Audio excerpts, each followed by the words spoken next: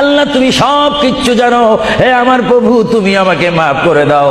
আমার আল্লাহ বলে, তারপরও যদি তোমাদেরকে আমি মাফ না করি, তারপরও বান্দা তোমরা আমার রহমতের দরজা থেকে ফিরে যাইও না।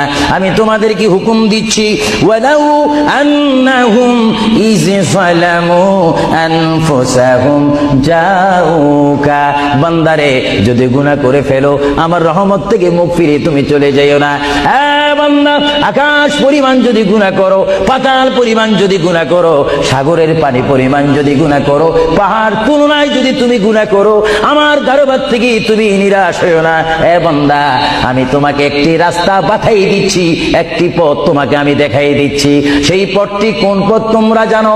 ওয়ালাউ আন্নাহুম ইয যালামু আনফুসাহুম জাউকা, বান্দারে যখন তোমরা বরবাদ হয়ে যাবে তখন তোমাদেরকে একটা পথ আমি তোমাদেরকে দেখাই দিলাম, সেই পথটির নাম হচ্ছে আমার রাসূলের মদিনা। জোরে বলেন সুবহানাল্লাহ।